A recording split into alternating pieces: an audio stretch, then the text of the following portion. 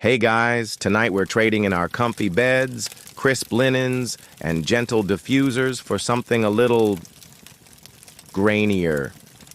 Imagine this. Instead of a bedroom, you find yourself lying in a mud brick hut in the heart of ancient Egypt. The air is dry, but it clings to your skin like warm parchment. Outside, the sun has finally dipped beneath the horizon, but the heat hasn't left. Not really. You're on a woven palm mat, your back sore, your neck stiff, and the distant hum of insects is just beginning to rise. No AC, no iced water, just you, and the smell of sand, sweat, and whatever your neighbor just cooked in a pot that should have retired a decade ago. You blink. Something's wrong. The air tonight feels different. Still. Too still. And in Egypt, still air means trouble. Because plague season is coming, and, friend, you probably wouldn't survive a day. So, before you get comfortable, take a moment to like the video and subscribe. But only if you genuinely enjoy what I do here. And let me know in the comments, where are you watching from, and what time is it where you are? Now, dim the lights, maybe turn on a fan for that soft background hum, and let's ease into tonight's journey together.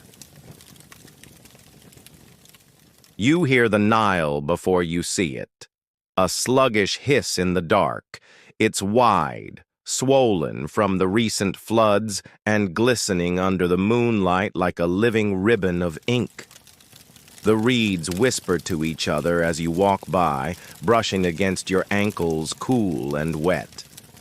The breeze carries the scent of papyrus and wet earth. But something else rides in with it tonight. Something faint and sour. Your sandals scuff across stone as you pass the temple gates. Priests in linen robes mutter to each other while casting glances toward the water. One of them, old and rail-thin, dips a palm leaf fan into the river and lifts it toward the moon. A strange ritual, but one you've seen before. They're not measuring water levels tonight. They're watching for signs, for omens, and their silence is unnerving. Just this morning, the fish market smelled worse than usual. That's saying something. And the birds that used to crowd the sky over the granaries? Gone. Not a feather in sight. Even the stray dogs are quiet. No barking, no fighting over scraps. Just this eerie stillness. You pass a statue of Heka, the god of magic and medicine. Someone's tied a strip of cloth around his bronze arm. A plea for protection or maybe a warning. Either way, it flutters in the wind like a silent flag of surrender. You remember the stories. Every child in Egypt knows them. When the Nile goes quiet, the illness walks. It doesn't roar in like a sandstorm. It creeps. One cough, one boil, one body too stiff in the morning, and then 10 more. You head toward the healer's district. A wide dirt path flanked by small stalls that sell herbs, oils, and trinkets. Tonight, only 2 are open. The rest, boarded shut. Some have crude symbols painted on the doors, protective sigils drawn in haste, the kind that say, "Don't knock, don't enter, don't look too long." A woman calls to you from the shadows. She's holding something, an amulet. Rough cut from red jasper, the kind shaped like an eye. She presses it into your hand. "Keep it close," she whispers, "and don't drink from standing water." Ah, there it is. That special Egyptian blend of mysticism and practicality. Because even though no one here understands germs, not really, they know that illness spreads. They know not to share cups, not to sleep too close, not to touch without reason. It's not science. It's survival. As you move past the market, your eye catches a rat darting across the path. Another follows.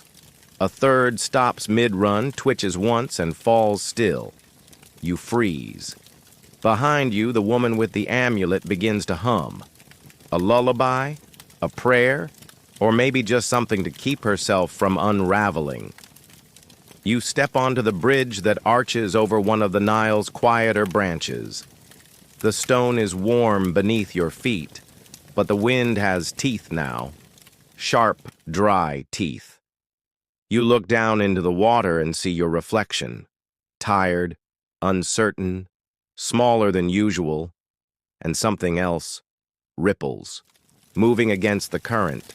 Something's stirring beneath the surface. Probably just a fish, you tell yourself. But your gut disagrees. Across the bridge, you see the torches of the temple of Sekhmet, goddess of war, fire, and healing. Quite the multitasker. The priests there are known for their, let's say, enthusiastic rituals during plague season. Lots of blood, lots of chanting. Less healing than you'd prefer. But in times like these, you don't question the methods. You just hope something sticks. You're almost home when you notice the chalk marks on the neighbor's door. 3 vertical lines with a horizontal slash across them. The mark of the unclean. Someone inside is sick. You hesitate. Should you go check? Offer help? But then you remember what happened to the last person who checked.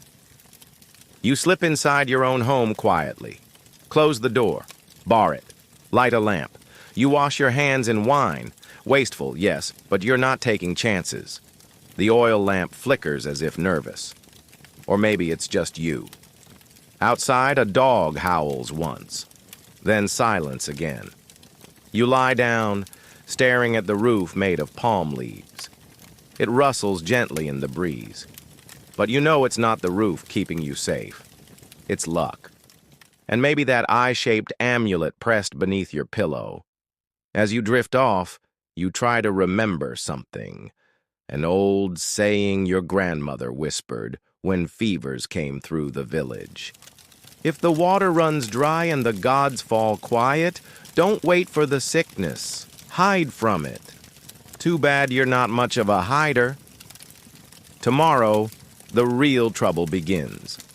The Nile doesn't sleep, not really. It slinks and sloshes through the darkness like a restless serpent, weaving between dreams and feverish whispers. You wake to the sound of distant coughing, dry, sharp, like someone scraping the inside of a ceramic jar. It echoes across the alley behind your home, and for a second, you think it's part of the dream you were having, something about sandstorms and talking crocodiles. But no, it's real. It's here. You sit up slowly, your joints cracking like ancient floorboards. The mat beneath you is damp with sweat, and your linen tunic clings like a second skin you never asked for. Outside, the sun hasn't risen yet, but the air already feels like someone left the oven door open.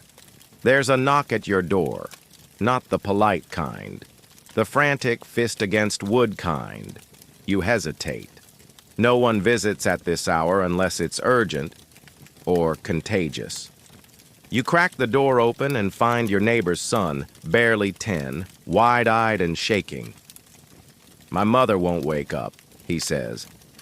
His voice is small, dry like a clay whistle left too long in the sun. You grab your cloak without speaking. Her home smells like cinnamon and mold. A strange combination, both sweet and sour, like life desperately clinging to rot. She's lying on the floor beside a tipped-over oil lamp. Her skin is waxy, pale, her mouth half open, frozen mid-breath. You don't need to check her pulse, you know, and so does the boy.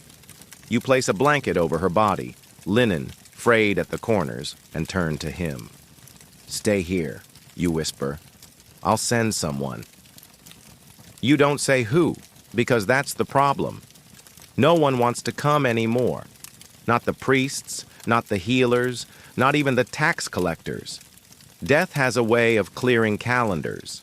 As you step outside, The first rays of sunlight catch the edge of the Nile and set it ablaze in gold. Beautiful, but it doesn't fool you. The water is rising. That's how it always begins. And somewhere deep beneath the surface, the sickness begins to stir. The temple of Imhotep, the healer god, is already open. Not a good sign. Normally they open at dawn, but today the doors are unbarred well before the sun fully climbs the sky. That's what happens when too many people knock in the night. You slip through the stone archway.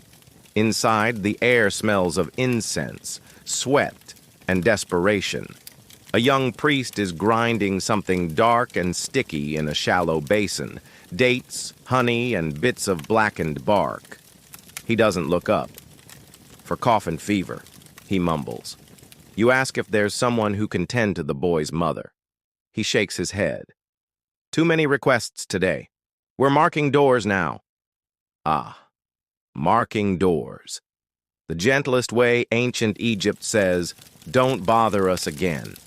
You leave with the pouch of herbal paste and no answers. Back outside, the marketplace has shifted. Not closed, not quite, but quieter. People walk faster, speak in whispers, carry their goods wrapped tighter.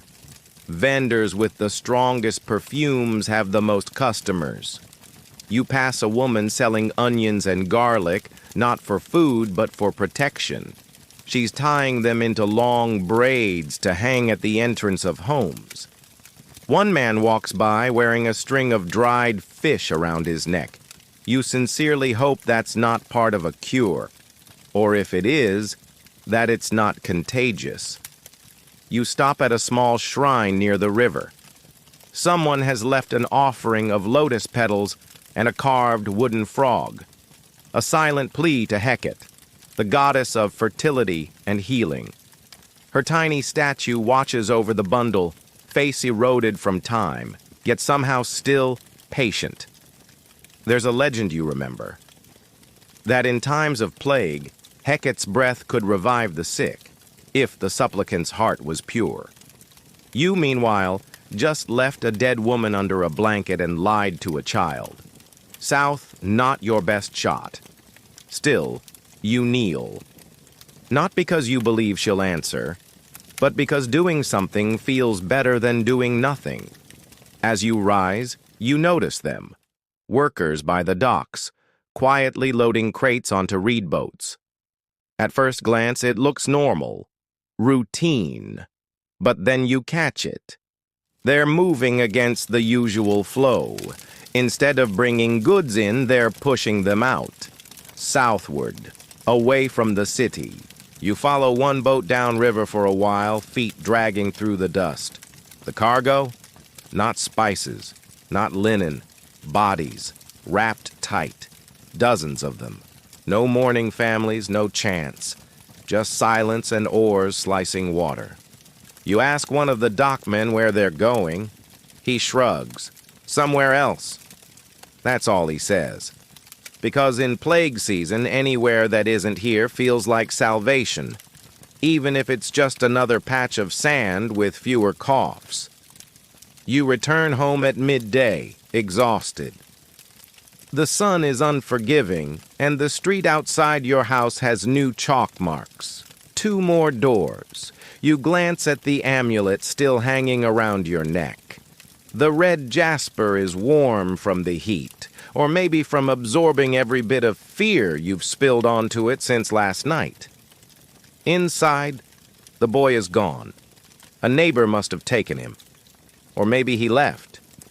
You don't ask. You eat a bit of stale bread, drink wine watered down enough to taste like regret, and lie back down.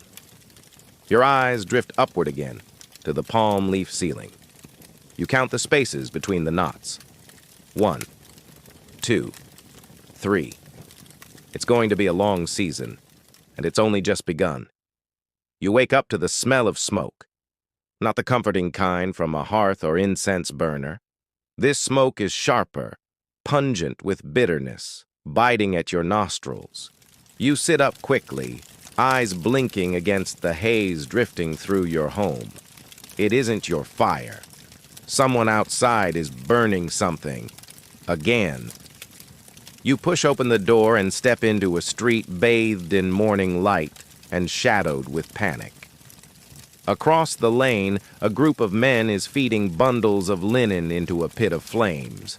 Strips of cloth once used for bedding, clothes, bandages, anything that touched the sick. Their hands are wrapped in thick reeds. Their faces, though, are bare.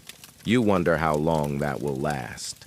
A priest with a shaved head and smudged face stands beside the fire, chanting words you don't understand.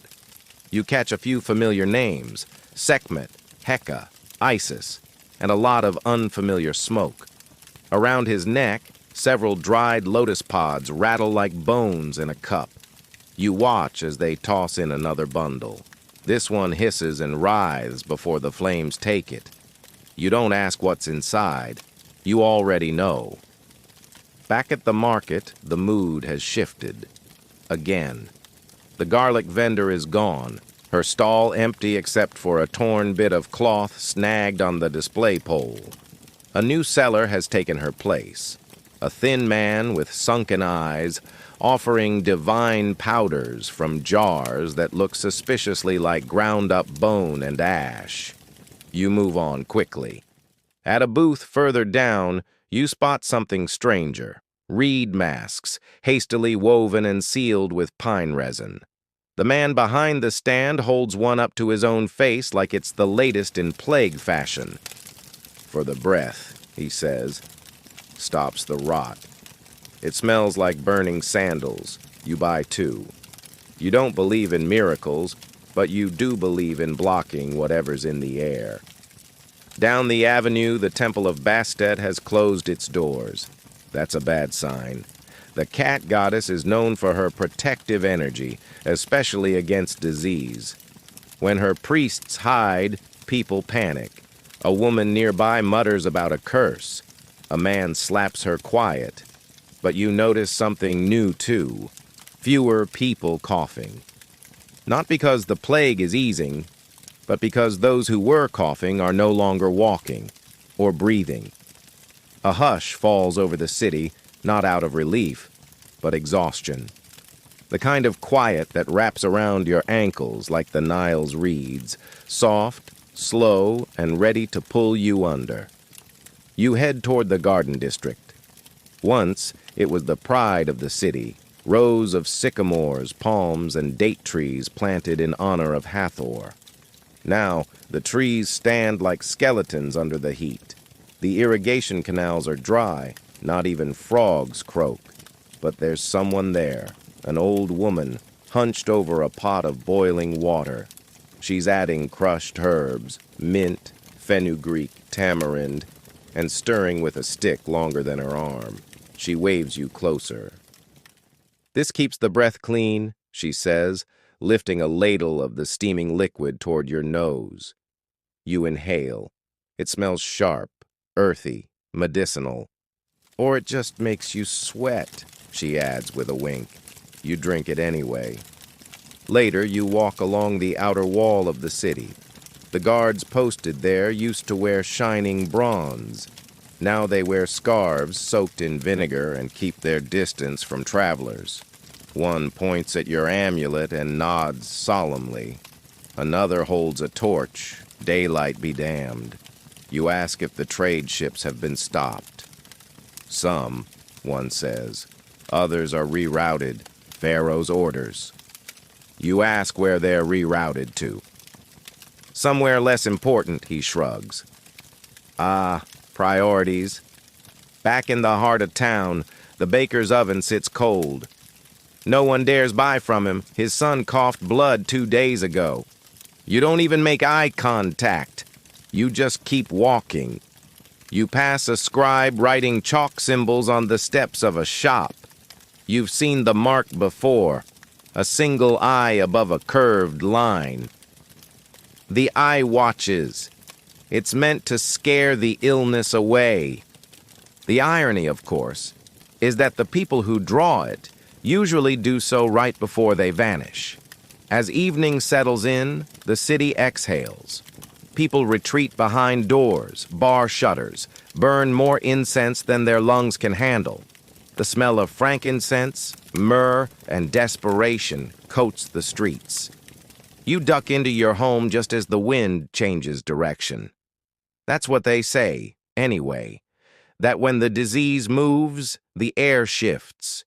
You close every window, seal the cracks with cloth soaked in wine and salt. You light a lamp and sit down.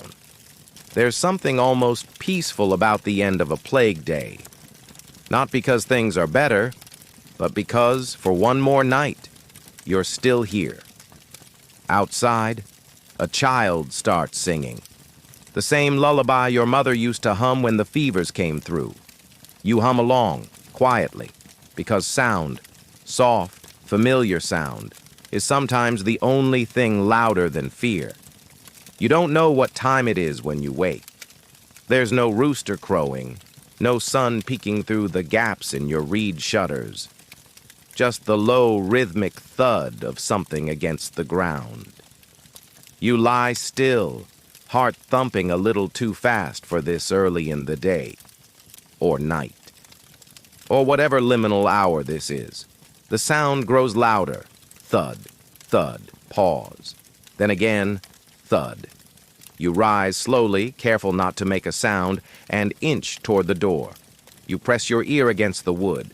Someone's dragging something heavy just outside.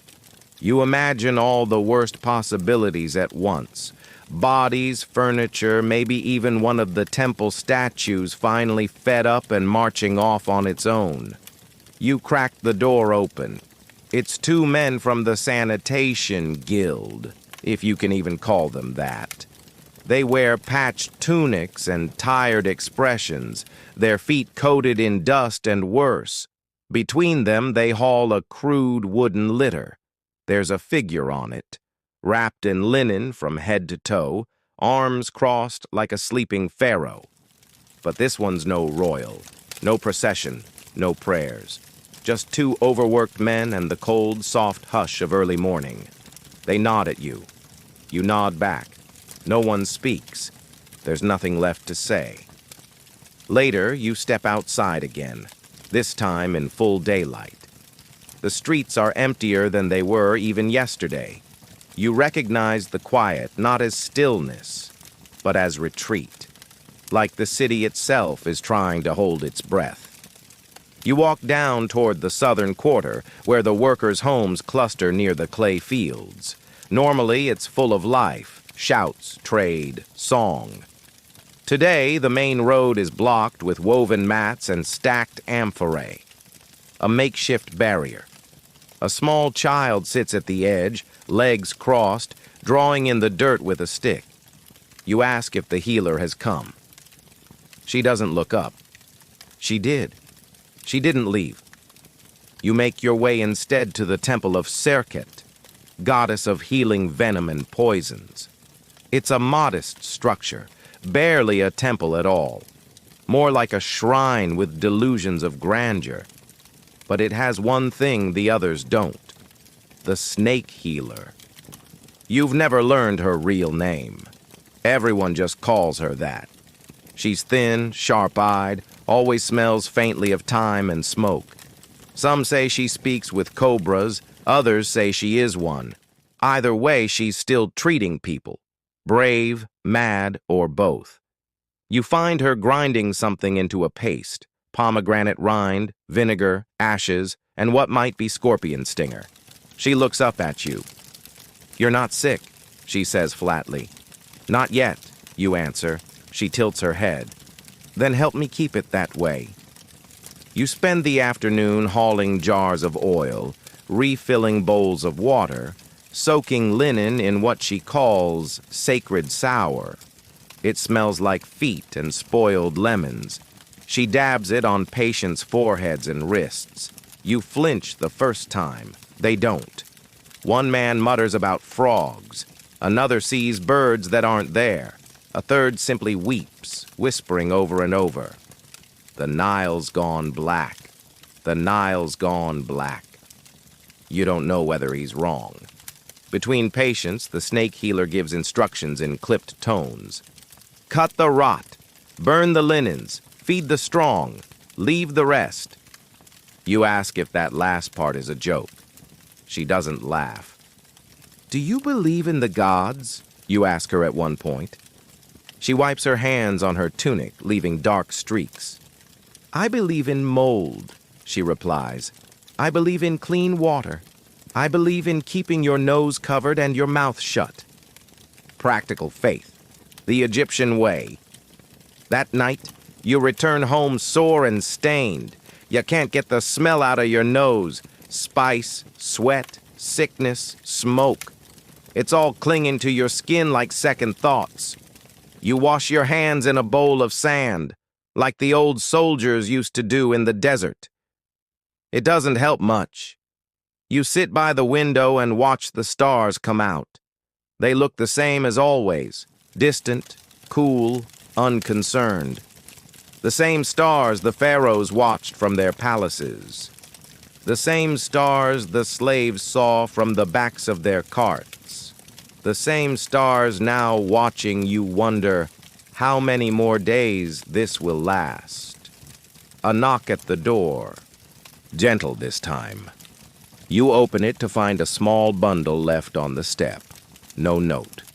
Just a loaf of bread, a small jar of oil, and a charm made of dried lotus and string. Someone remembers you. Maybe the boy from earlier. Maybe someone you helped without knowing. You take the bundle inside, and for the first time in days, you feel something stir in your chest. Not fear, not exactly hope, just a breath, a deep one. And that, in Egypt during plague season, is worth everything. You dream of water. Not the dark, diseased river of the past few nights, but cool, clean water, trickling down marble steps in some long-lost palace. You reach for it, cupping your hands, but it seeps through your fingers like memory. You try again. It vanishes. You blink, and suddenly it's not water but blood. You wake with a start. The sun is already high, too high. You've overslept, though time has begun to lose its shape. You sit up slowly, wincing at the stiffness in your shoulders. Outside, the city hums faintly, less like life, more like a wound trying to close. Your tunic is damp, not from sweat. Humidity has settled over the city like a curse. You wipe your face and reach for the small bundle of dried lotus from last night. It crumbles softly in your hand. The gift was real. You step outside, and that's when you see it. The walls. They've begun to rise. Along the northern edge of the city, workers are hauling bricks, mud and straw, sun-baked and streaked with salt, to form a barrier. It's not for protection from outsiders. No, this wall is meant to keep them in. You follow the procession, oxen carts dragging stone, priests chalking protective symbols, and soldiers posted every 10 paces. The city's slowly sealing its own wound. It's like watching someone stitch up a limb while the infection still festers inside. One of the guards notices you staring. Containment, he says simply, as if that explains everything. You nod, though the logic feels shaky. Plagues don't respect walls, but fear does, and that, apparently, is enough for now. You duck into the shadow of a nearby alley as a funeral procession passes. No wailing, no music, no grand declarations. Just 4 people carrying a shrouded body on a wooden plank. The linen is stained dark across the chest. You've seen too many of these in the past week. But something about this one is different. You recognize the ring on the hand that peeks out from under the cloth. The garlic vendor. You don't cry. Not because you didn't like her, you did, but because your body is too tired for grief. You simply lower your head and whisper something into your palm. pressing your fingers against your lips the way the old women do. At the marketplace, the reed mask vendor is gone. In his place, a tall, elegant woman sells jars of thick black paste she calls Night's Balm. Supposedly, it wards off fever and nightmares. You ask what's in it. She smiles and answers, mostly honey and desperation. You buy a jar anyway, not because you believe in it, but because ritual has become a comfort, a new form of religion. Stir the balm 3 times clockwise. Dab it on your temples. Whisper a name into the jar. It doesn't matter whose. Yours will do. In the lower district, you pass what used to be a bathhouse. The stone pools now sit dry, lined with dust and insects. But someone has painted a large eye on the outer wall, its pupil cracked and fading. Below it, a phrase in red pigment. The gods watch, even if they don't speak. You sit on the cool stone for a while, just sit, letting the silence wrap around you like linen. Somewhere nearby, a flute begins to play, a child's song, off-key, fragile. But it floats above the rooftops like a prayer. You remember a phrase from the snake healer, feed the strong. And for the first time, you think she didn't just mean food. That evening, you visit the river again. The banks are quieter than before. The water looks calmer, less swollen, but you know better. Still waters hide the worst. You watch as an old man kneels at the edge, scooping handfuls of mud into a small bowl. He stirs something into it, oil, herbs, maybe chalk, and paints a line down his arms over his chest and across his forehead. You ask what it means. He smiles, his teeth like worn ivory. It's a map, he says, so my soul doesn't get lost when it leaves. You stay beside him a while, watching the last rays of sun turn the Nile gold and crimson. The river doesn't care about walls, or priests, or cures. It just flows. It always flows. Back home, you light your lamp with a steady hand. You eat quietly. Just bread and water tonight. You save the night's balm for last. You open the jar, breathe in its thick, syrupy scent. It smells of earth and sweetness, of endings and beginnings. You smear a little across your temples, just as the woman instructed. Then, without fully knowing why, you whisper a name into the jar. Not yours. Heron. The garlic vendor. You don't believe it'll help. But tonight, that isn't the point. You lie down, still fully dressed, and close your eyes. The city groans outside. But for now, you sleep. You wake to the sound of laughter. At first, it's disorienting. Real laughter, bright, reckless, and startlingly out of place. You blink at the ceiling, half convinced you're dreaming again. But no, it's there, somewhere down the alleyway just past the corner near the abandoned well. Laughter, sharp and bubbling like water from a cracked jar. You step outside, cautious, curious. It's children. 4 of them, barefoot and wild-haired, chasing a hoop made of bent reed. Their giggles echo off the mud brick walls like tiny spells, warding off dread. You catch yourself smiling until you see the amulets hanging around their necks.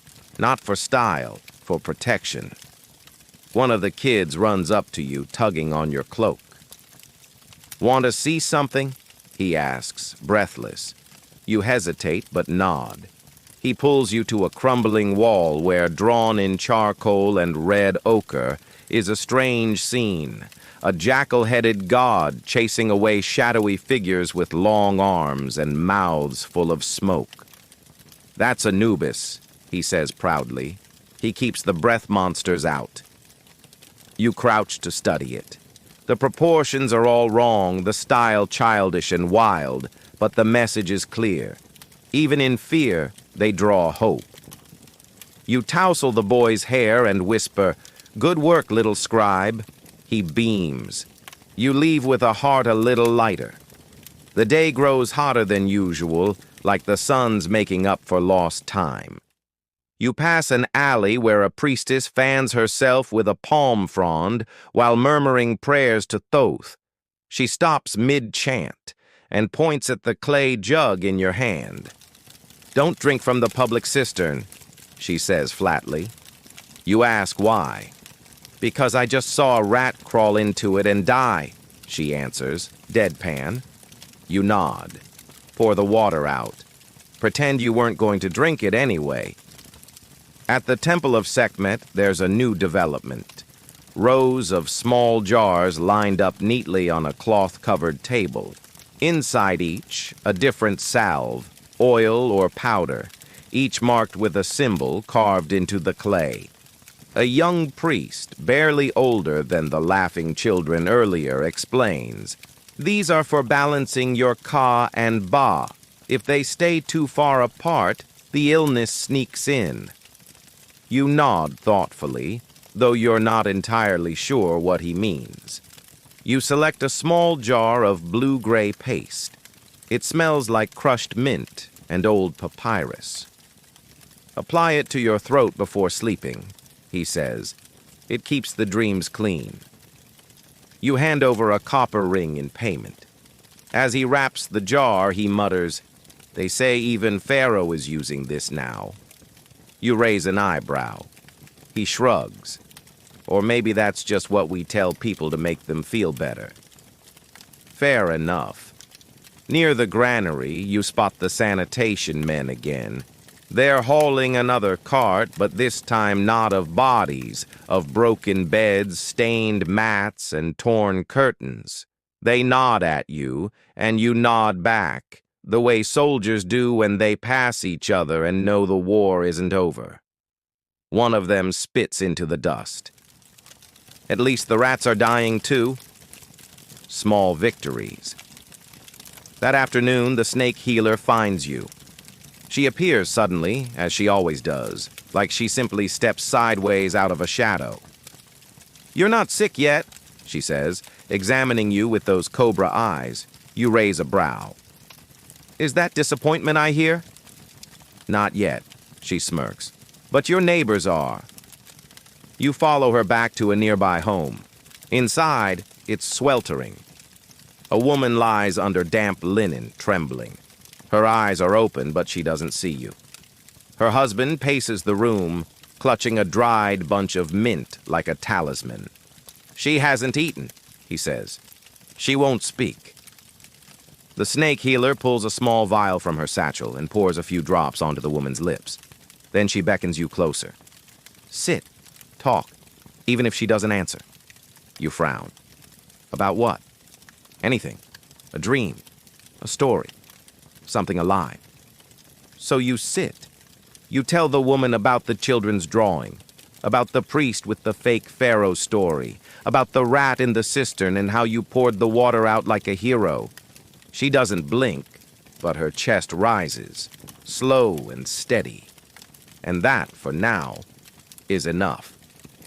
That night, as you walk home, the stars appear slowly, one by one, patiently. You realize you haven't coughed all day. Your hands are still steady, your breath clear. You're not foolish enough to think it means you're safe, but maybe it means you've lasted longer than expected. You smear the mint paste from the Temple of Sekhmet on your throat. It burns slightly. You imagine it scaring off invisible demons with every breath. You lie back, arms behind your head, and whisper toward the ceiling. Not yet. Outside, the laughter of children has faded, but in your mind, it lingers like incense, sweet, strange, and unreasonably comforting. Sleep comes, and for the first time in days, it's quiet. You wake before the sun.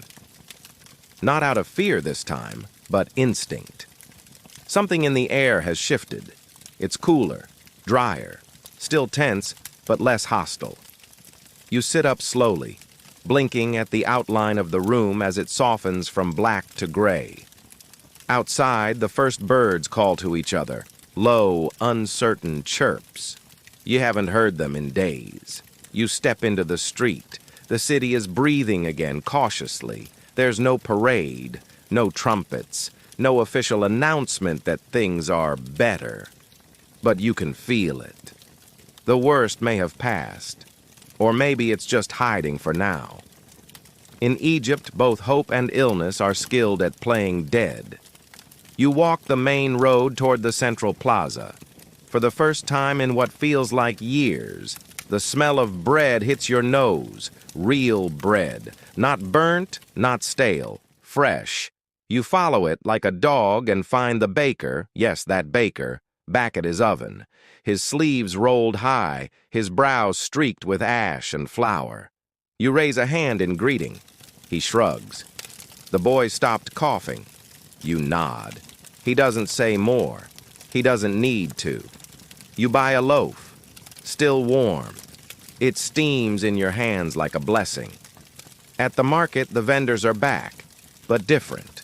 Their stalls are spread wider. Fewer people crowd them. Everyone speaks softer. Even the haggling sounds like a polite debate now. A new booth has appeared. Herbs for strengthening the lungs.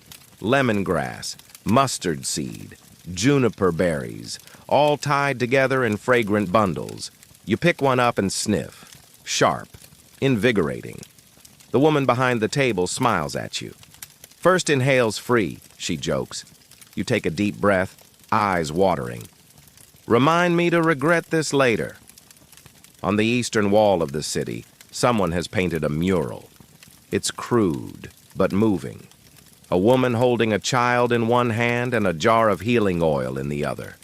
Behind her, a field of papyrus burns, and yet she walks forward. You ask the man brushing paint onto the wall if she's meant to be a goddess. He shakes his head. Number just someone who didn't run. You stare at it for a long time. You head back toward the healer's quarter. Outside the temple of Serket, the snake healer sits on a stone bench, sharpening a knife. You pause, then sit beside her. She doesn't look at you right away, just continues scraping the blade with slow, even strokes. You look alive, she says finally. You sound surprised. I am. Most people give up by now. You glance at the knife. That for healing or warning? She smirks. Yes. A group of workers pass by, dragging a cart filled with new bricks, not for burning bodies or closing alleys. This time they're rebuilding. Homes mostly, shops. The infrastructure of normal life, whatever that means now. You help them lift a beam into place. It's heavier than you remember wood being. Or maybe you're just tired. But it feels good. Necessary. Like each stone you lift is one less that might land on someone else. You return to your home near dusk. It still smells like herbs and heat and too many nights without peace. But it's yours. You light your lamp and set the fresh bread on the table. For the first time in days, you make tea, real tea. With water you boiled yourself and leaves that don't taste like regret. You open your window. Let the air in. Outside, the stars are appearing again. You sit quietly watching as the wind plays with the edges of your curtain, and you think, this is what survival looks like. Not glory, not triumph. Just quiet resilience. Just breathing and helping someone else breathe tomorrow. You lie down. Press your fingers to the edge of your bed frame, where someone once carved a symbol for protection. You whisper the words again, words you've come to repeat like prayer, like breath. Not yet. And tonight, it doesn't sound like a warning. It sounds like a promise. You dream of sandstorms, not the violent kind with shrieking winds and stinging grit, but slow ones, gentle, almost elegant. A curtain of golden dust sweeping across the desert, wrapping the world in a soft hush. In your dream, the storm isn't chasing you. It's guiding you. and when you wake, there's still sand in your mouth. Except, no, that's bread. You fell asleep mid-bite. Charming. You sit up, brushing crumbs from your chest, and stretch until your spine sounds like a reed flute. Outside, the first hint of dawn peeks over the rooftops. Another day. Somehow. You didn't expect to see this many. There's a rhythm returning to the city, an uneasy, half-forgotten pulse. You hear it in the sound of carts creaking along the avenues, in the bark of dogs chasing goats, in the scattered arguments between merchants about onion prices. It's not joy, but it's noise. And that counts. You decide to visit the Southern Canal. Once used for transporting grain and linens, it had been abandoned during the height of the sickness. Rumors said ghosts lingered there, spirits of those whose bodies were taken by water. You never believed in ghosts, but you avoided the canal anyway. Today, you go. The path winds behind what used to be a school, its doors shuttered, the wooden tablets still hanging above the threshold coated in dust. You pause to read one. Knowledge guards the soul. It's faded, but still legible. You run your fingers across the words. You reach the canal by midday. To your surprise, there are people here. Children tossing pebbles into the shallows. A woman washing vegetables in a basket she keeps just above the waterline. Two old men playing a game of sanet on a flat stone. None of them acknowledge you. That's fine. You're just here to see. You sit on a patch of dry grass. Listen to the water's gentle slap against the stone embankment. It doesn't smell as foul as before. Not clean, not yet, but recovering, like everything else. You notice something glimmering near your foot. A small beetle, blue, iridescent, crawling purposefully across the sand. A scarab, a sign of rebirth. In another life, you might have crushed it without thinking. Now, you just watch it go. As the sun climbs, you make your way to the storage vaults behind the city's old granary. Rumor has it they've begun redistributing preserved food, rationed during the worst days. You join the queue. Quiet, no pushing, no complaints. People have learned the cost of impatience. When it's your turn, a man in a linen robe hands you a basket. Figs, lentils, a tiny jar of clarified butter. A feast by current standards. He meets your eye and says, "You look like someone who's been helping." You don't respond. You just nod. He slips a sliver of dried fish into the basket. You nearly cry. By afternoon, the snake healer finds you again, this time by the old sycamore grove. She leans against a tree, arms crossed, as you chew through a surprisingly decent fig. "Still upright?" she asks. You nod, mouth full. She tosses you a flask. Boiled mint and myrrh. Keeps the lungs clean. You raise it in thanks and drink. It tastes like regret and cough syrup, but you don't gag. That's growth. "I have a favor," she says, almost casually. You pause. "There's a child, alone. Parents gone. I've been feeding him, but I think he needs a home, a voice, a story." You stare at her. "You're giving me a child?" "I'm giving you a chance to remember why you kept going." That shuts you up. You nod. The boy is maybe 7, thin, wide-eyed. He doesn't say much. You bring him home. You show him the curtain that flutters like a ghost in the window, the lump of bread you saved, the carved protection mark on your bed. He doesn't smile, but he sits close. That's something. Before sleep, you tell him a story. One your grandmother once told you, back when the fever came through your own village. There was once a beetle who carried the sun across the sky, and every day, even when no one believed he could, he did it again. The boy doesn't ask questions. He just closes his eyes. You sit there, watching the rise and fall of his breath. That night, you don't lie in bed wondering if you'll survive. You lie there wondering if he will. And for the first time, you're more afraid for someone else than for yourself, which means maybe you're finally healing. The boy snores. It's soft, almost imperceptible, but it's there. A tiny human sound that fills the quiet like water in a cracked bowl. You lie still, eyes half closed, listening to it. You hadn't realized how long it had been since your home felt like it held more than just air and ash. You rise before dawn, careful not to wake him. The floor creaks under your feet, a familiar groan, but he doesn't stir.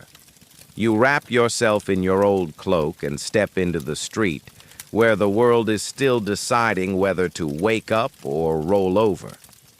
You decide to check the river again. You need to see it with your own eyes. The Nile glows silver in the half-light. No incense today, no funeral barges, no priests whispering over torches. Just a few fishing skiffs bobbing in the current. The fishermen work silently, their lines stretching into the water like prayers. You kneel by the bank and splash your face. It's colder than expected, refreshing, bracing. You spot something floating toward you, round, pale, drifting lazily in the current.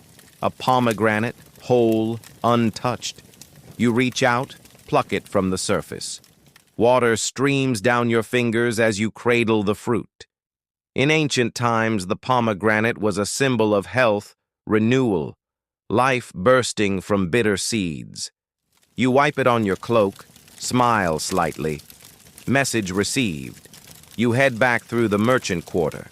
A few stalls are being rebuilt. Timber frames lifted into place, palms stripped and lashed as roofs. Laughter rings out as two young boys try to hoist a beam that's clearly too heavy. You help them, naturally. One of the boys grins up at you. "You smell like my uncle," he says. "Is that a compliment?" "He died last week." "Ah." They both laugh. You do too, somehow. Near the Temple of Bastet, someone's feeding the cats again. It's an older woman with a tray of scraps and bits of dried meat. The cats weave around her ankles like soft, furry ghosts. You stop beside her. "I thought the temple was closed," you say. She shrugs. "The gods don't lock their doors. People do." One of the cats jumps into your arms uninvited. You freeze. "Careful," the woman says. "That one bites." It does not bite. It purrs. For a long time. Back at your home, the boy is awake and staring at the ceiling. "Do we have tea?" he asks, voice raspy. "Do you have teeth?"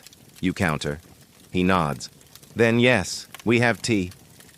You prepare a crude brew, mint, a pinch of dried fig, hot water. He sips it slowly, both hands wrapped around the cup like it might float away. "What happens now?" he asks after a while. You pause. You want to tell him everything, and nothing. You want to say, "We build, we plant, we pray, we hope." Instead, you say, "Now we clean."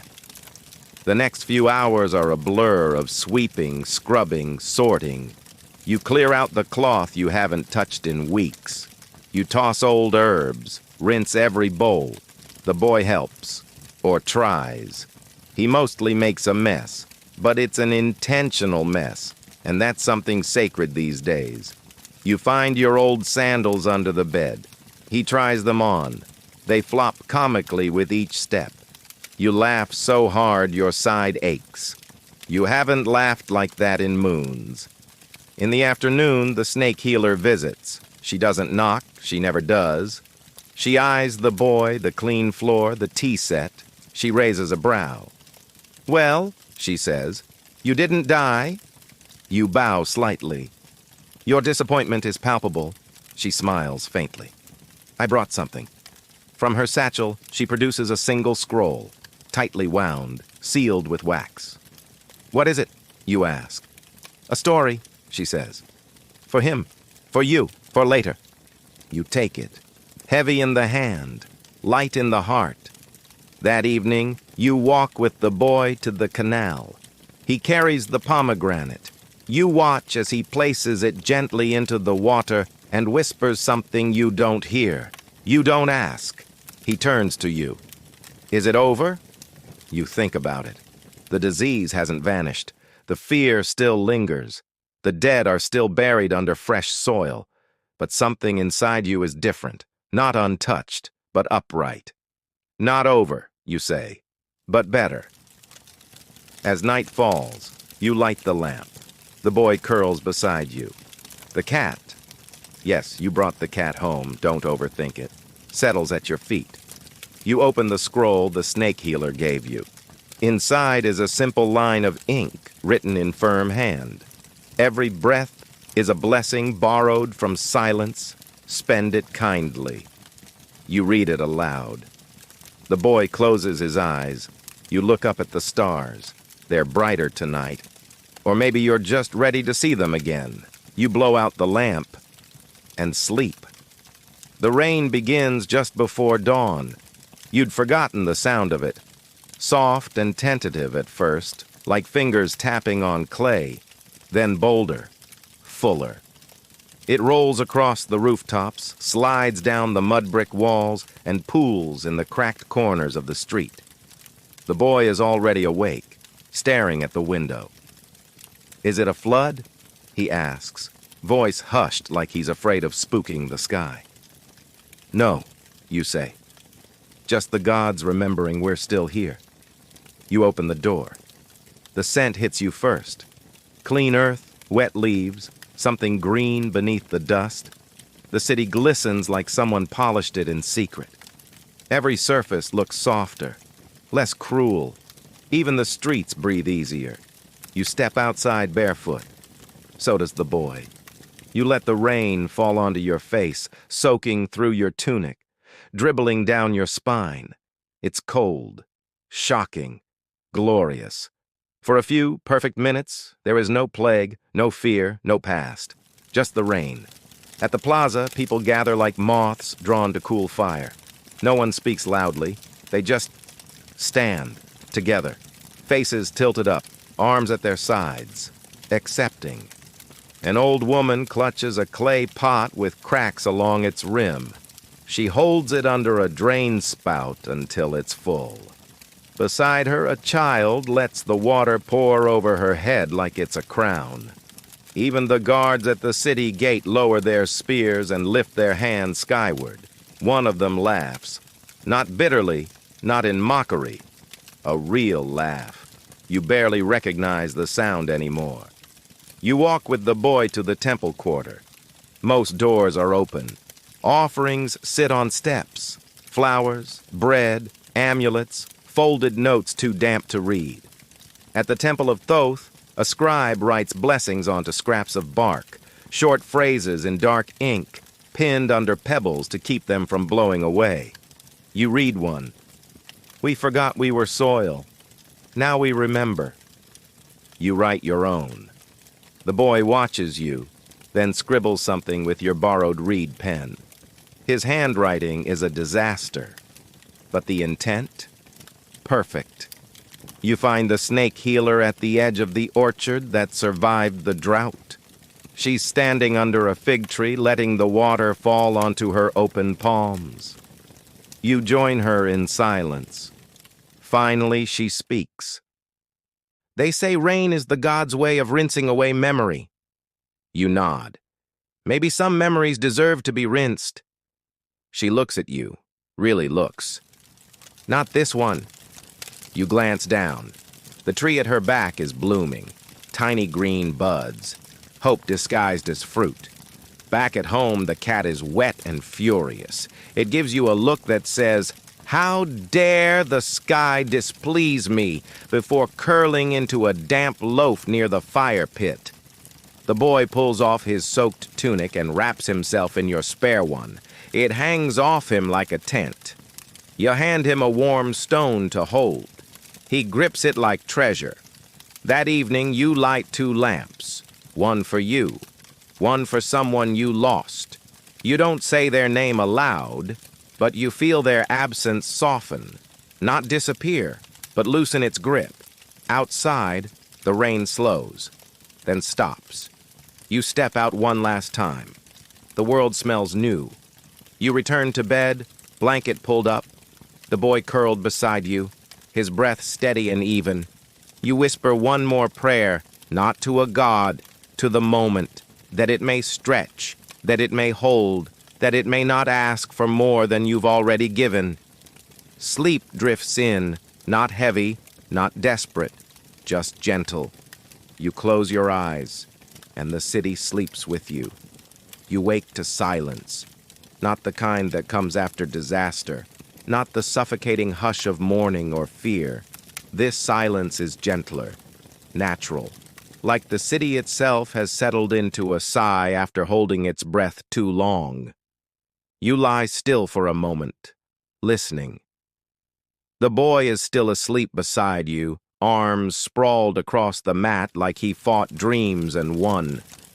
The cat snores in the corner, twitching occasionally, perhaps chasing ghosts only felines can see. You rise, stretch, and feel something new in your bones. Something not quite joy, but close. A lightness, a shift, like the world has tilted just a few degrees in your favor. Outside, the streets are dusted with dew. The rain from the night before has soaked into the ground, leaving behind a fresh scent. Wet stone, crushed herbs, the faint sweetness of waking things. You walk slowly, greeting neighbors with small nods, hesitant waves. They return them. No one hugs, not yet. But the distance between people is no longer fear. It's memory, and that's something softer to carry. At the edge of the market, someone has set up a string of reed baskets filled with colored stones, blue, red, green, black. Each has a sign above it. Leave a worry. Take a strength. You pause. Drop in a black stone. Take a red one. It feels warm in your palm, though you're certain it's just the sun. Still, you pocket it like something sacred. The temple bells ring at midday. Not a warning, not a funeral. A different tone. Clearer. Rounder. People stop what they're doing. Heads turn. The sound bounces off walls, ripples across rooftops, spills into windows. And somehow, you understand what it means. It means we're still here. You return home with figs, a bundle of wild mint, and a packet of dried hibiscus petals the seller insisted were excellent for the blood. You don't question it. You've swallowed stranger things this month in the name of survival. The boy is awake now. He's sitting at the window with the scroll the snake healer gave you, eyes squinting as he tries to make out the lettering again. You sit beside him. He doesn't look up. "I want to write a story," he says. You smile. "What about?" He shrugs. "Someone who didn't run." You nod. "I know that one." Together, you spend the afternoon carving letters into a small wooden tablet. The boy dictates. You correct. He protests. You argue over where commas go. He doesn't know what a comma is, but he's very confident they're ruining everything. You take a break. Make tea? Talk about names? He hasn't told you his. Not yet. But today he says, "People used to call me Reed." You say, "Reed is strong." He grins. It bends, but it doesn't break. In the evening, you walk to the garden district. The fig trees there have sprouted new leaves, tiny, impossibly green. Someone has built a swing between 2 branches using an old fishing net and rope. Children take turns. Laughter rings out like coins dropped on marble. Reed asks if you ever had a garden. You tell him about your mother's aloe patch, how she swore it could cure anything except bad manners. He laughs, then asks if you'll help him grow something. You promise, even if it's just one plant, even if it takes forever. That night, the lamps flicker longer than usual, like they've caught wind of your new mood and are trying to match it. You light incense, not for illness, not for protection, just because it smells like cinnamon. You hand Reed a blanket. He hands you a drawing. Stick figures holding hands beneath a very dramatic sun. You tack it on the wall with reverence. Art deserves ceremony, even if the arms are uneven and the cat looks more like a loaf of bread. Before sleep, you whisper something into the room. Not a prayer, not exactly, just a thought. A wish without teeth. Let tomorrow be quiet. Let it be ordinary, because you're ready for ordinary again. You lie down. Reed breathes slow and easy beside you, and when sleep comes, it comes like a friend. You wake to the sound of sweeping. It takes a moment to register. For weeks, the streets echoed with coughing, wailing, silence, but never this.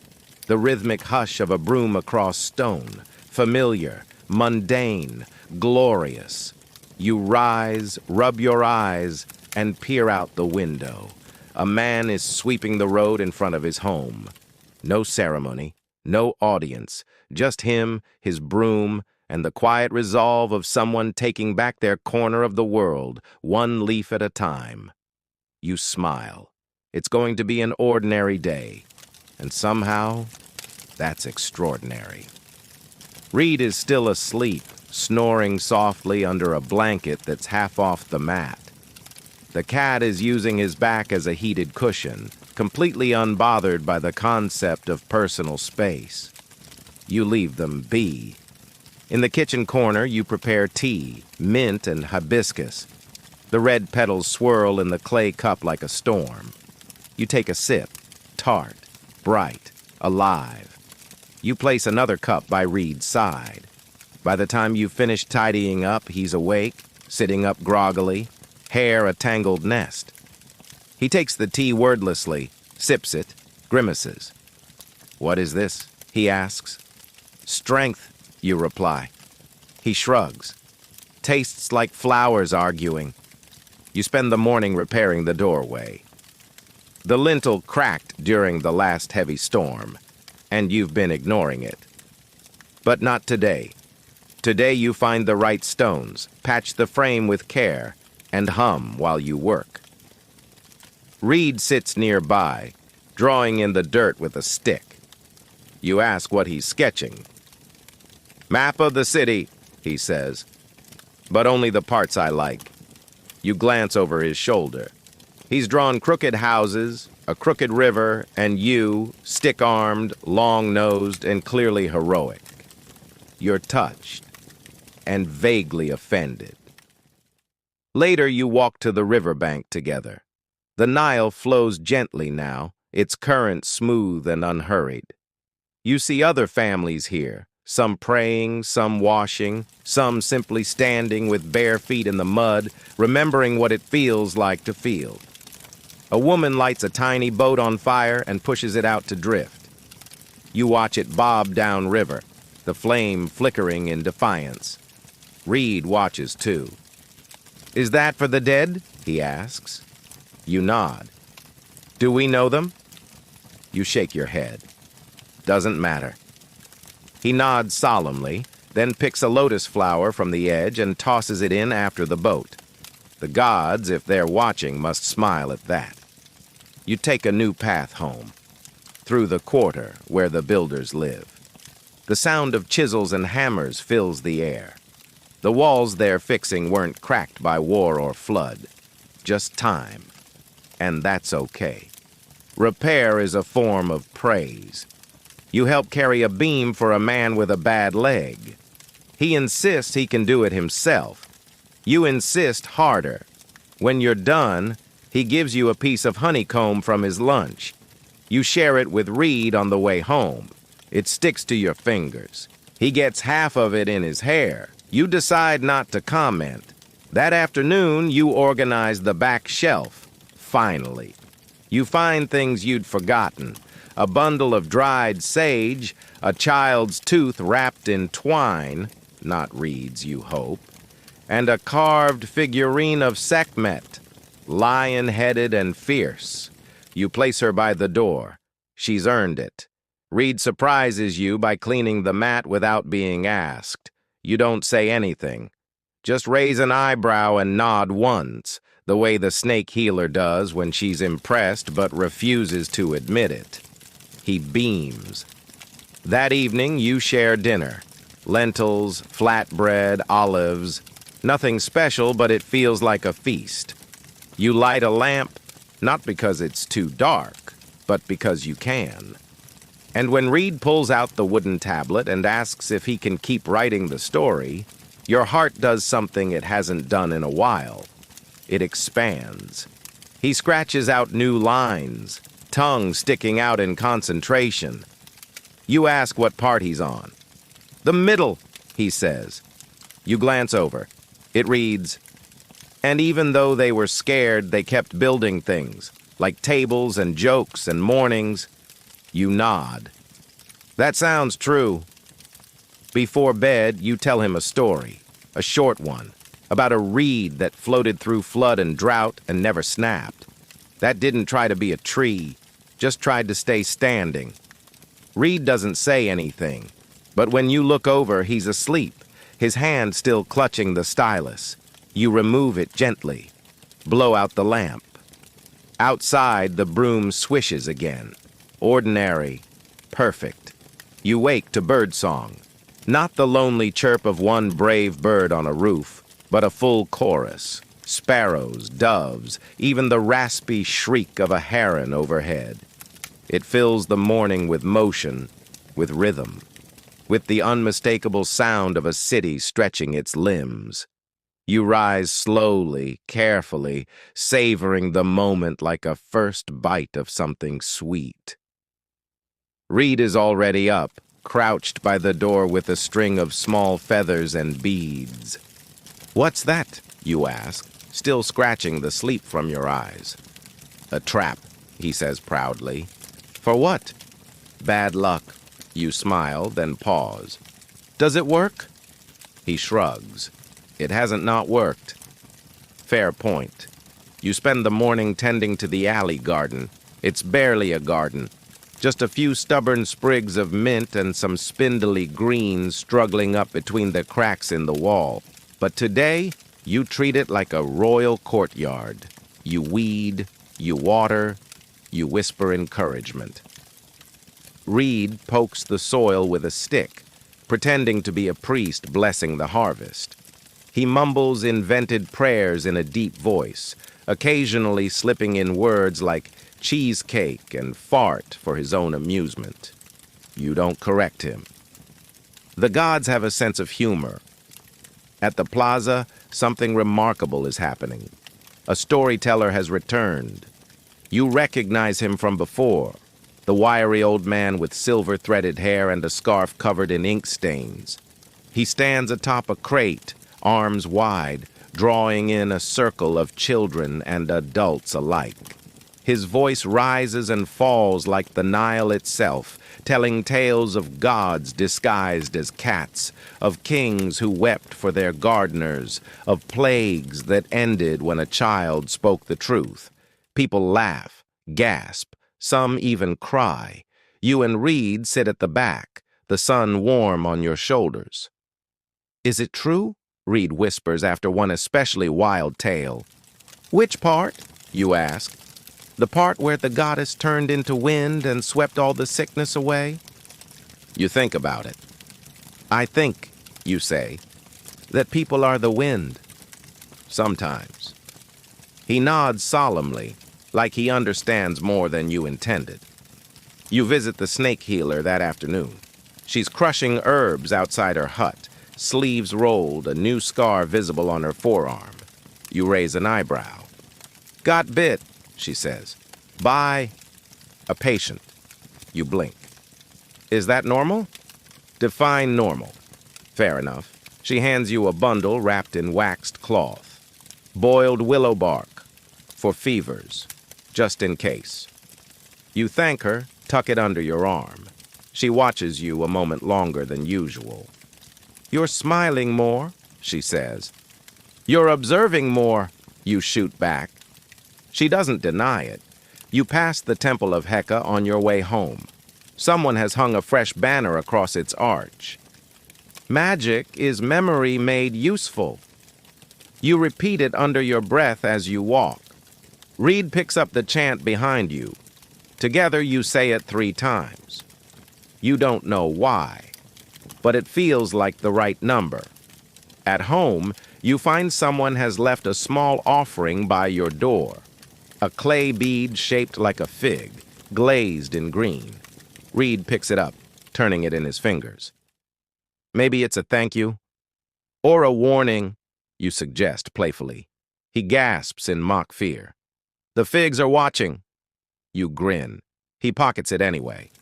That evening you write, not for the gods, not for history, just for yourself. A letter to no one on a scrap of old parchment. "I survived. I didn't grow wings or light a fire in my chest, but I stayed. And I helped a boy hang feathers in the doorway. And that's enough." You fold it. Hide it inside the reed mat under your bed. Let the future find it, if it wants to. Reed falls asleep with his head on your leg, still clutching a charcoal stick. The cat curls around both your feet like a living ring of warmth. You sit still, afraid to break the spell. Outside, the birds sing their final notes for the night. And you realize something simple, something powerful. You are no longer counting the days. You are living them. You wake with a task already forming in your mind. Not survival, not scavenging, not searching for the next clean jug of water or answerless prayer. No, today your mission is smaller, stranger, sweeter. Today you are going to fix the roof. Not because it's caving in, not because anyone told you to, but because there's a single stubborn gap in the reeds that lets a beam of sunlight hit your face every morning like a divine slap. And you're tired of being kissed by Ra at dawn. You climb up just after breakfast. Well, after something you call breakfast. A fig, half a flatbread, and a spoonful of honey reed accidentally dropped into his mouth instead of your tea.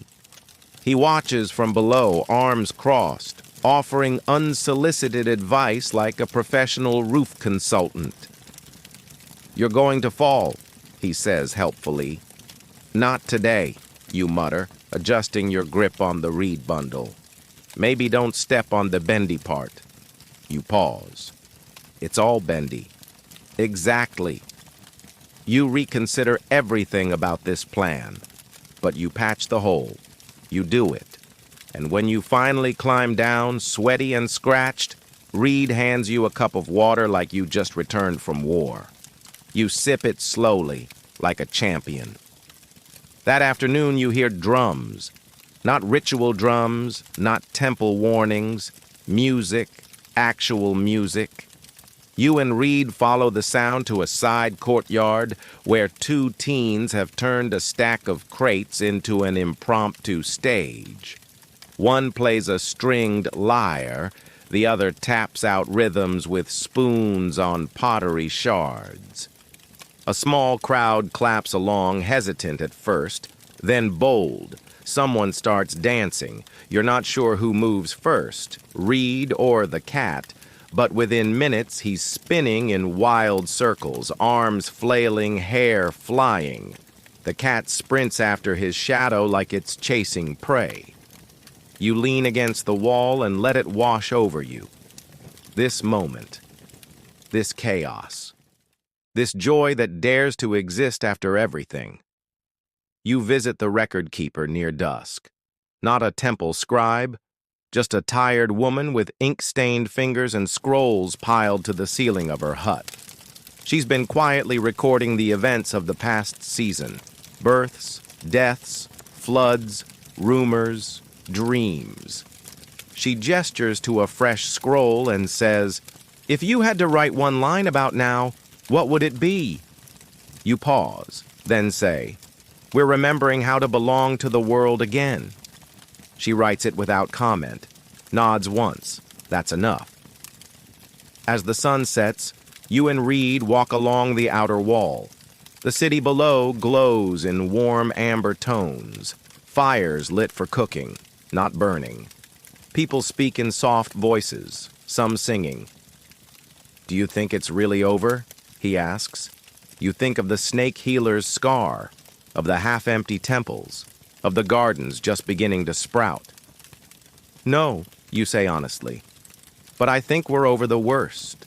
He nods, then adds, "Even if it comes back, we're better at fighting now." You look at him, all bones and stubbornness and sunburned nose. "Yeah," you say, "we are."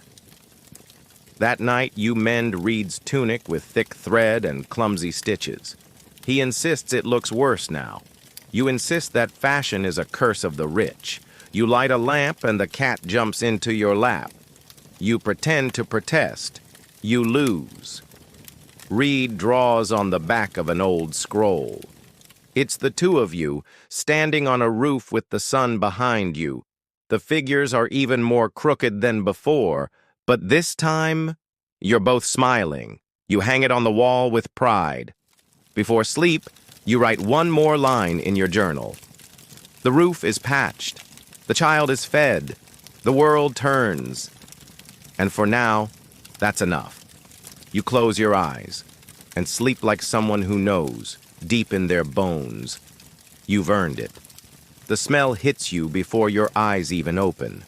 Spiced bread, real bread, with herbs, coriander maybe, and something warm and roasted.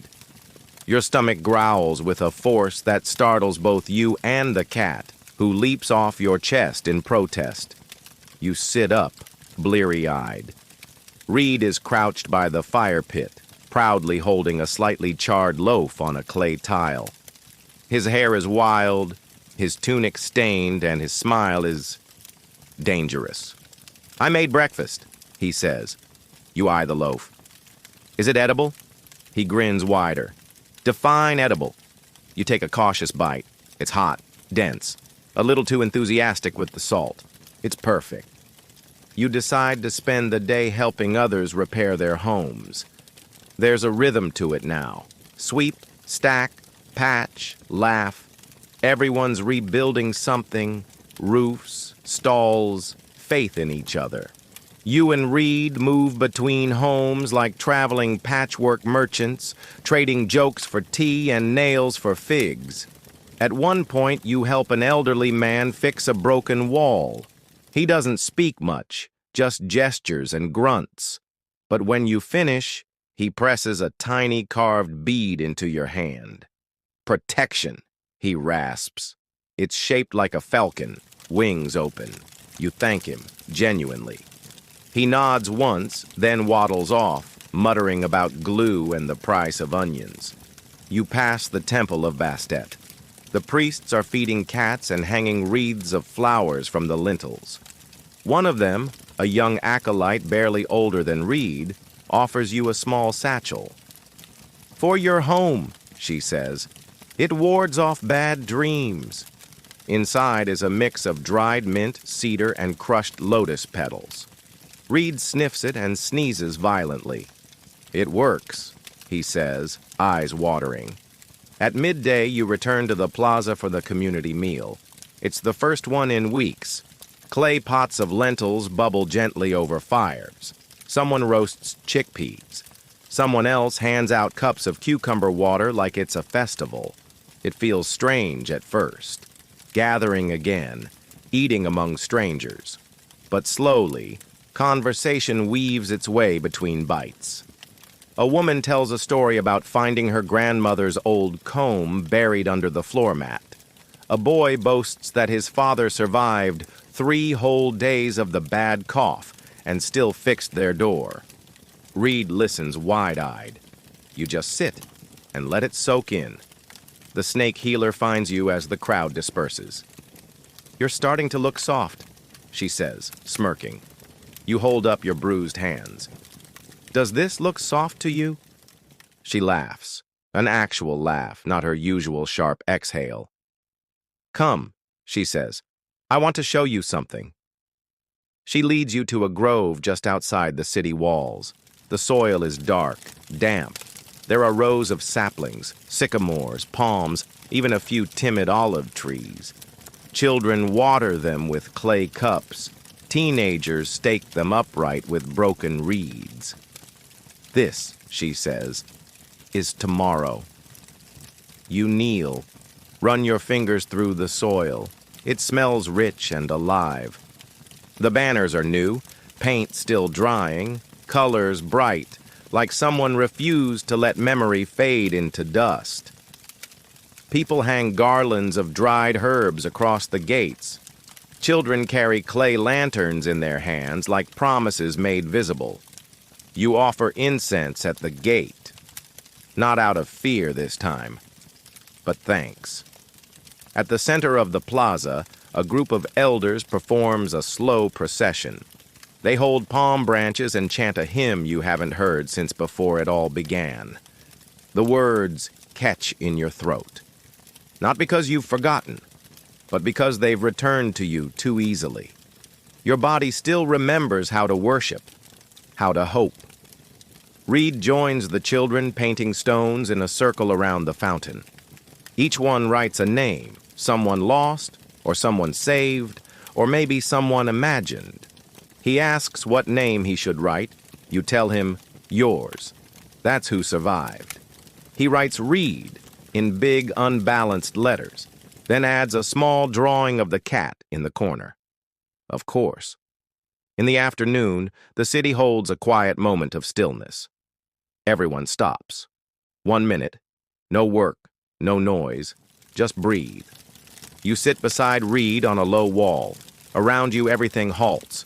Even the birds seem to pause. You close your eyes.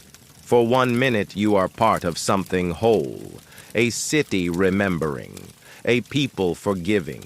A moment folding in on itself like the last line of a poem.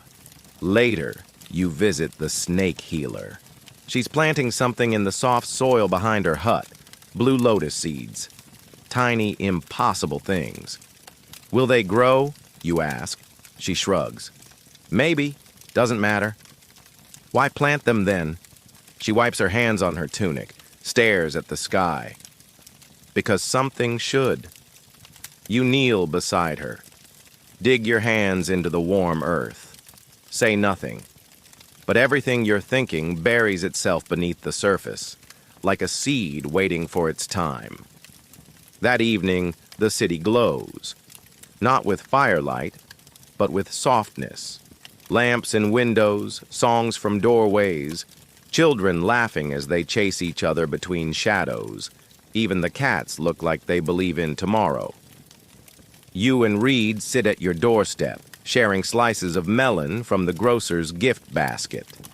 It drips down your fingers. You don't mind. You point at the stars. Name each one after something small that didn't die. This one is for the last onion. This one's for the well that didn't dry. That one is for your drawing of the Nile. Reed points at the brightest. And that one's for you, he says. You don't answer right away. You're not used to being someone's star. Before sleep, Reed finishes his clay letter. He sets it in the windowsill, facing outward. You don't ask what it says. It's not for you, it's for the future.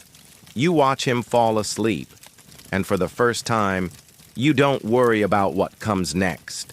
Because something's growing, because the city breathes, because you do too. You wake to the smell of clay baking. Not bread, not herbs, clay. A dry, earthy scent curling through the morning like old parchment left too close to fire. You sit up, stretch, and find Reed already outside, crouched beside a tiny pit oven he made with bricks and reckless optimism. What are you making now? you ask, rubbing sleep from your eyes. He grins. Plates? You glance at the lopsided, steaming lumps and raise an eyebrow. Plates, he insists. For guests. You smile. You haven't had a guest in weeks, maybe months. But Reed is planning for a future that includes visitors, food, celebration. And that is everything. You spend the morning at the school ruins, not as a student, not as a teacher, as a cleaner. The old columns are still standing. The roof? Mostly not. But someone's left a chalkboard leaning against the far wall, and now there's a group of children drawing letters and suns and stick people with wild hair. One child writes, "My family didn't die." Another, "We came back." And someone, maybe Reed, maybe not, has scribbled, "We laughed again." You help sweep the floor with a borrowed broom. Every scrap of dust feels like a memory being invited to leave. At midday, a quiet knock on your door. The storyteller. The same man from the plaza, scarf still stained with ink, carrying a bundle of scrolls under one arm. He asks if he can read in your courtyard. You nod, step aside. He sits cross-legged in the shade, opens a scroll, and begins. There was once a city built on the bones of silence. It learned to sing again, not because the silence ended, but because someone dared to hum.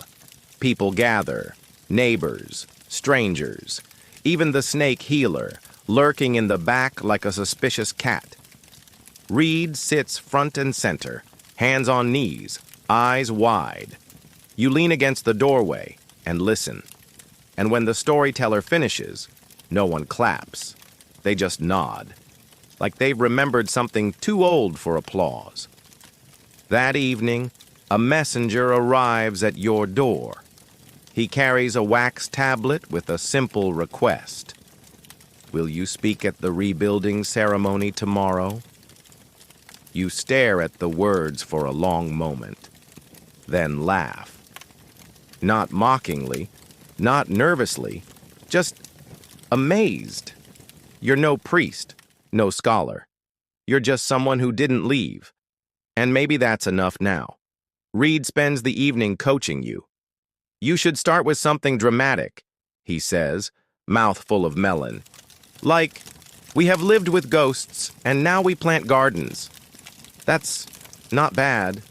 Or maybe, the river coughed, but we didn't drown. You blink. That's very good. He beams. I'm 12. I'm brilliant. The cat sneezes in agreement. Before bed, you sit by the window with your journal. You write, I once thought survival was the end of a story, but it's only the start of one you tell while planting fig trees. You pause, then add, and making plates for guests, because hope always sets the table. You close the journal. Reed is already asleep, curled in a heap of blanket and ambition. You lie beside him. Outside, the city is quiet but no longer afraid, just resting, like you, like the clay, cooling into something new. You wake before the sun, not from fear, not from noise, just readiness. The kind of quiet energy that settles into your chest when you know something matters. Today is the rebuilding ceremony. You don't know exactly what that means. There's no script, no grand ritual, no God with a clear job description for after the plague. But the city has chosen to gather, and someone has chosen you to speak. You've faced worse things than a crowd. Still, your hands tremble slightly as you pour water into a basin, splash it on your face, and stare at your reflection. Not the same person as before. More lines, more weight behind your eyes, but you're still here. And that's enough to begin. Reed wakes, yawns loudly, and immediately asks, Did you practice your speech? You shrug. I was going to wing it. He gasps like you just offended a minor deity. You can't wing it. You're going to represent like hope. No pressure then. He disappears for a moment and returns with his tablet. "Use this," he says. "It's from the clay letter I wrote to myself." You read it. You were scared. But you still looked up. You were sad. But you still shared food. You didn't fix the world, but you made a place inside it. You hand it back wordless. He adds, "Also don't trip. You're definitely going to trip now." By mid-morning, the plaza is full. Not crowded, no one's ready for that, but full. People stand under awnings, sit on walls, lean against columns that have finally been replastered. A quiet buzz runs through the space, low and expectant. You're introduced by the same priest who once refused to mark your neighbor's door. He looks older now, less certain. That's a good thing. You step forward, take a deep breath, begin. You speak plainly, not like a teacher or a leader or even a storyteller. You speak like someone who once patched a hole in their roof while being yelled at by a child and ignored by a cat. You speak like someone who survived. We lost things. We lost people. And for a long time, we thought we were losing ourselves. But we're still here. And the earth hasn't stopped blooming. And neither have we. You pause. The wind stirs the banners above your head. Reed gives you a subtle thumbs up from the crowd. You continue. We remembered how to cook, how to laugh, how to plant things, how to love each other without knowing what came next. We stitched this city back together with prayers and soup and very bad drawings of cats. And now we build. You end simply. No flourish, no shout. Just a soft, "Thank you." And the plaza answers in silence. Then slowly, hands, clapping, not thunderous, not theatrical, just real. That's more than enough. Afterward, the people stay. They don't rush home. They linger, share stories, share food. Children run beneath banners, their laughter no longer a rare gift but a natural sound. You eat beside Reed on the temple steps. He hands you a piece of pomegranate. You bite into it. Sweet, sticky, alive. Later, the snake healer appears at your shoulder, as if conjured. "Not bad," she says. You smirk. "High praise." She studies you, then says, "There's talk of a council forming, a voice for the people, for what comes next." You raise an eyebrow. "You volunteering?" "No," she says. "I'm nominating." You blink. "Me?" She nods, then disappears again. Of course. That night, Reed and you light 2 lamps, one for what was, one for what will be. You sit quietly for a long time. Then, together, you begin drawing up plans, not blueprints, not laws, just ideas.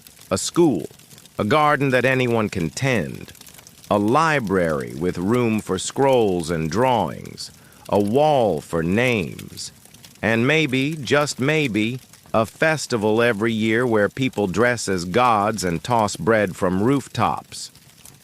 Reed insists on that last one. You agree. Before sleep, you whisper, "We didn't just survive. We changed, and tomorrow we build on that change." You close your eyes, not because you're tired, but because dreaming is part of building too. Morning arrives not with urgency, but with calm.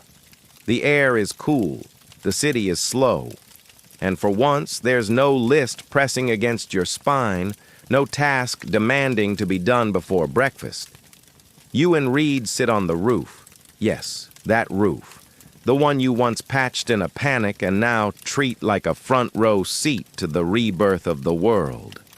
He brings you tea. You bring silence. Together, you watch the city move.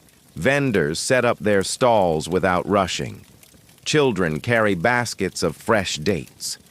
A young couple paints new markings over an old, faded doorway, symbols for welcome, for health, for laughter. You see a woman hanging a chime made of broken pottery. It clinks softly in the breeze like the pieces of a life. reshaped.